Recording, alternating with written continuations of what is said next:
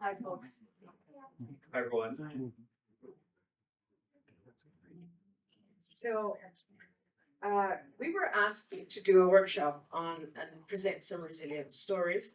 We actually are going to lean more into a little bit of what we do and to show you at least two people that we believe are heading towards a resilient story.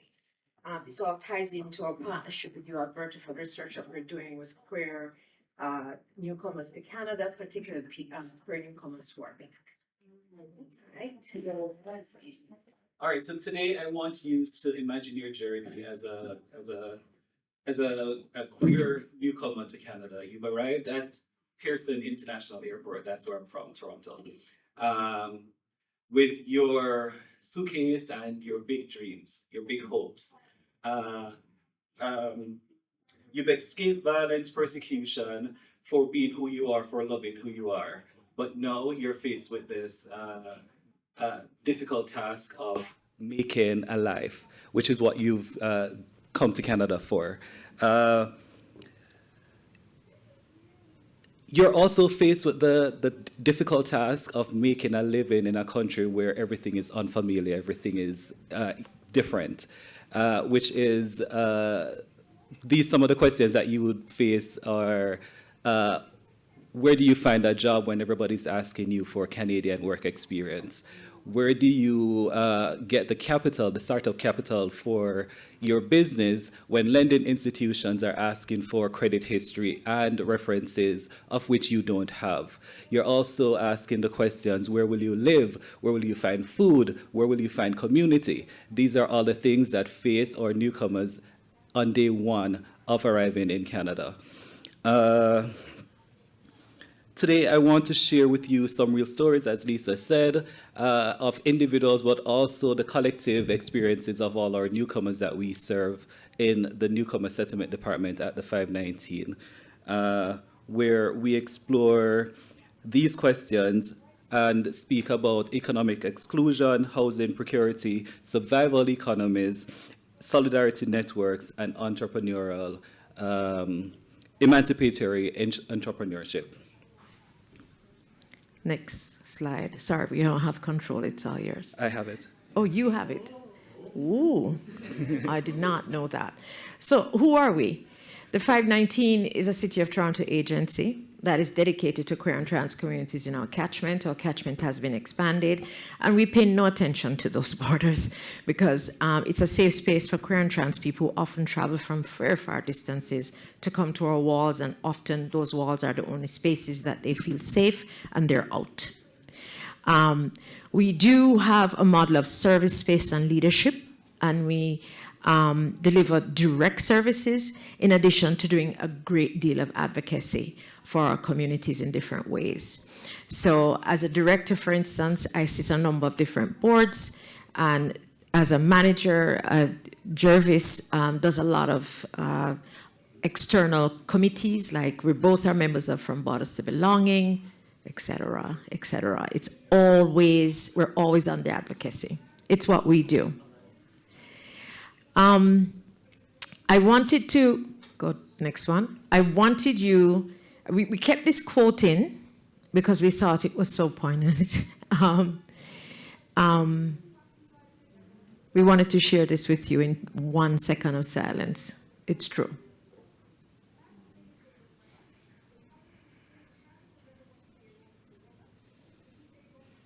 Yours.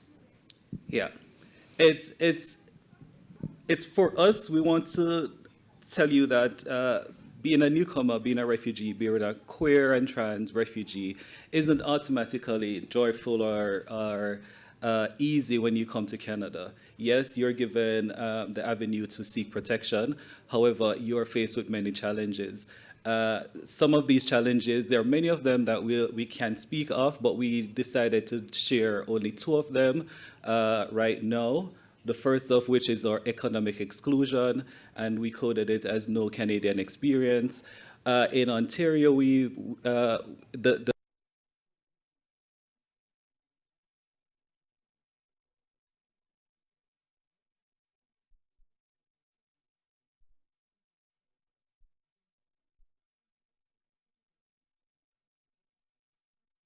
provide Canadian experience. Now, how do you find a job when you've never worked in Canada before and they're asking for Canadian experience? They're also asking for your credentials to be assessed or recognized, and that's a tedious process. Many of our newcomers come to Canada with many... And expensive. And expensive. They're asking for...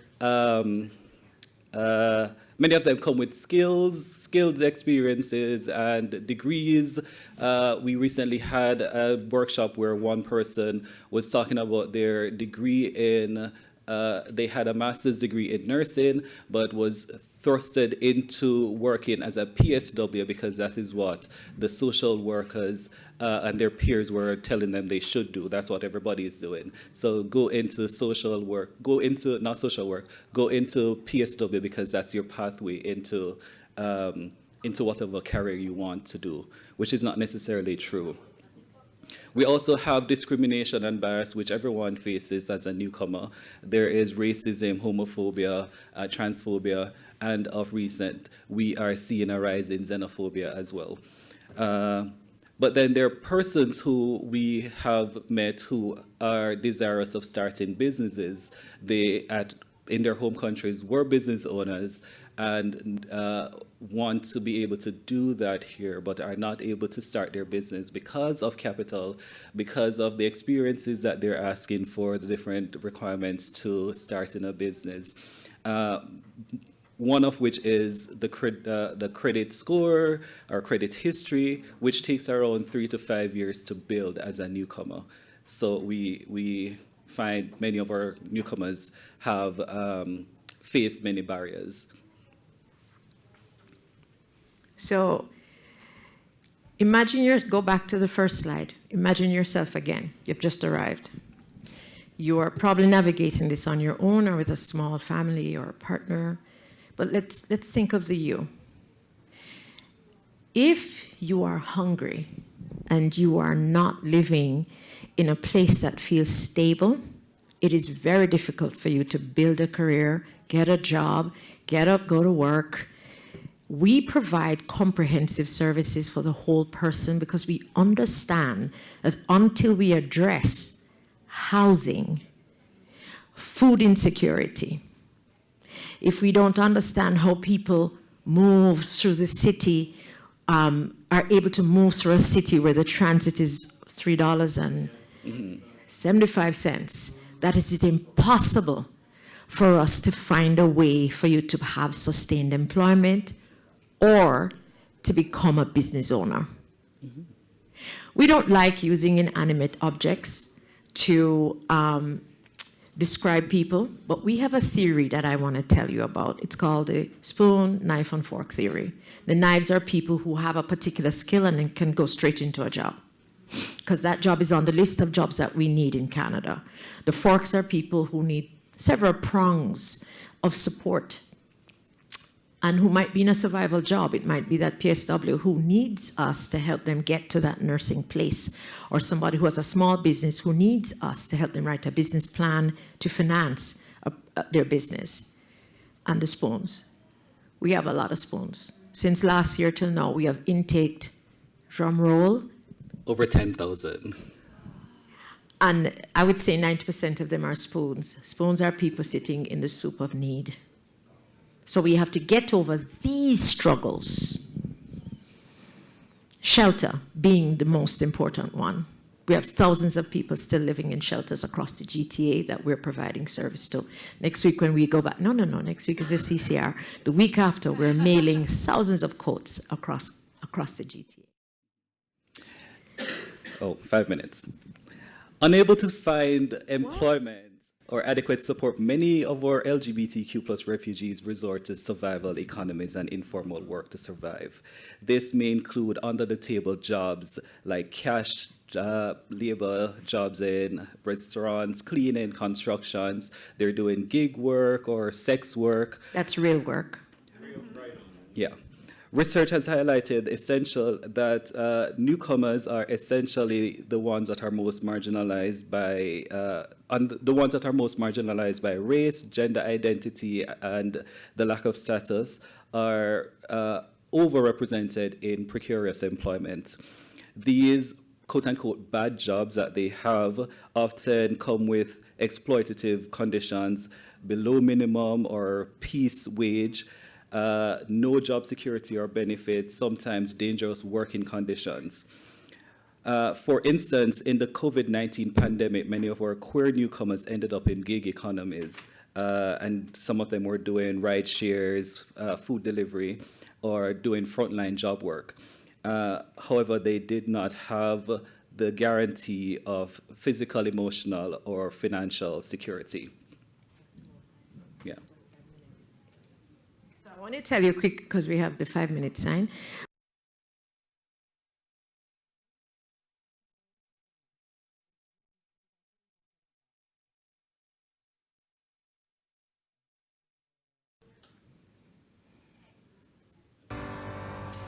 That's my building.